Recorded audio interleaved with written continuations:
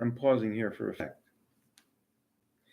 It's come to my attention that not everyone is as big a fan of New York City as I am. For me, I mean, I for me, New York City, it's like Mecca. I've never been to Mecca, but just like those huge buildings, to me, New York is this colossal place with all kinds of people.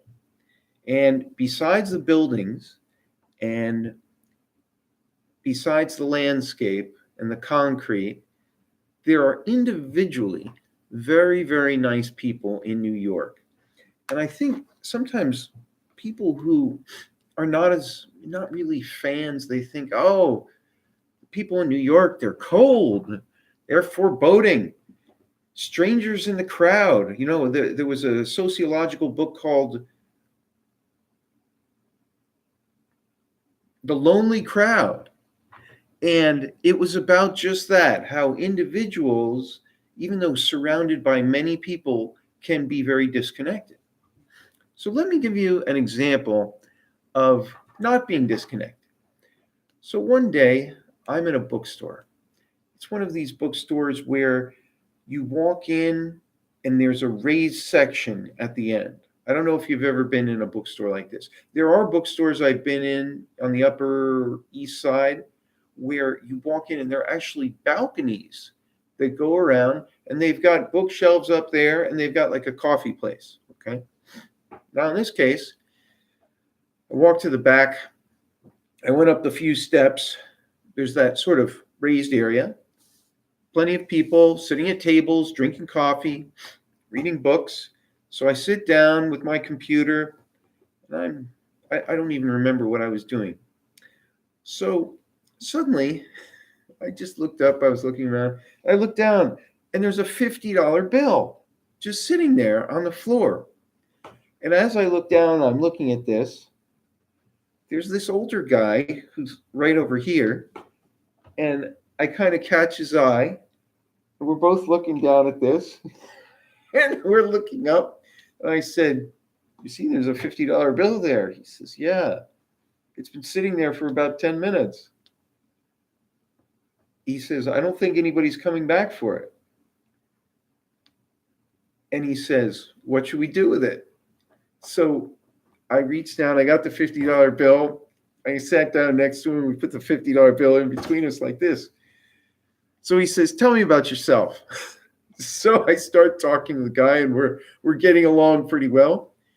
He says, "Tell me about yourself. We'll decide what we're going to do with this, whether we should split it." And then he suggests, "There's a Chinese restaurant across the way. Why don't we just go out to lunch?" So that's what we did. He was a very entertaining guy and actually became a friend of mine. And I would get together with him for, Chinese food, which was a lot of fun. You have interesting chance meetings that can happen in New York.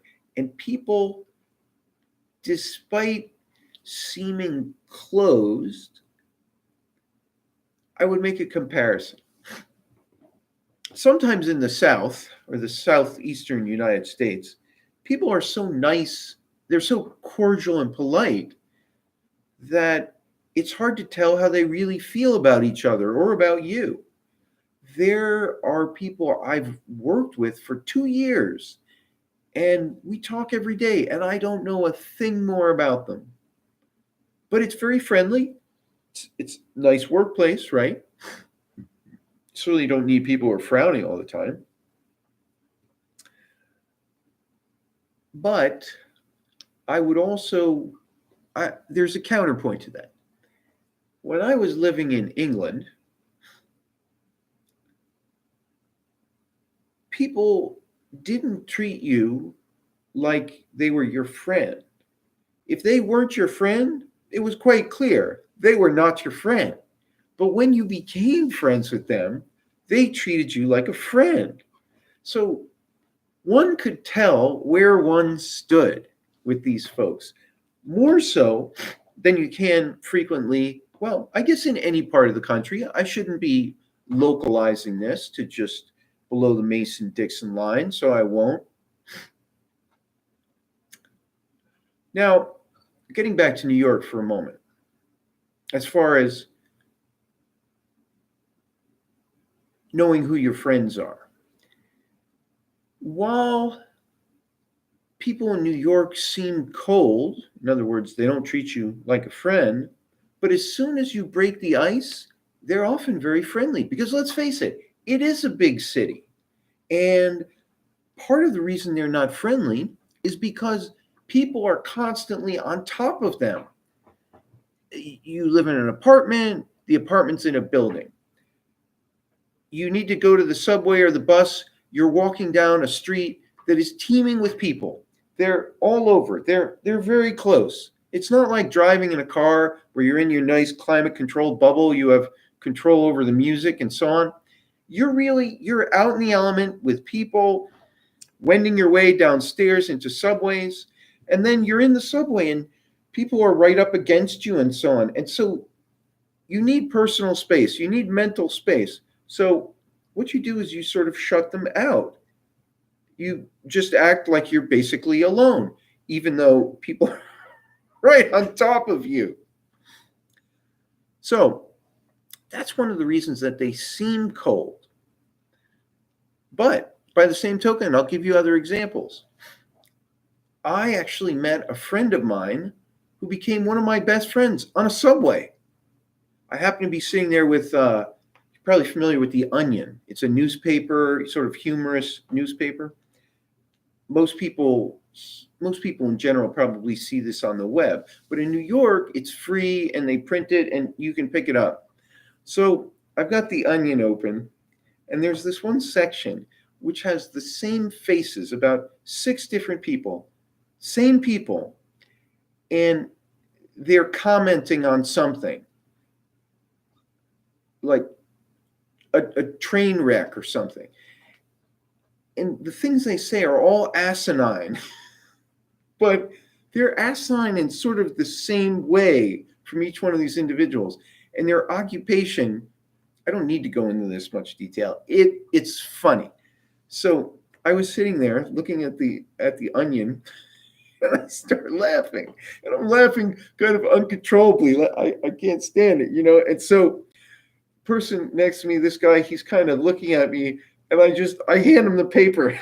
I just say, you gotta look at this. And so we met right there in the subway. Guy became a great friend of mine, and he's just one of the few. I met a lot of people on the subway. I used to meet people in the supermarket. So to end this all up, New York's a great place. I consider it Mecca.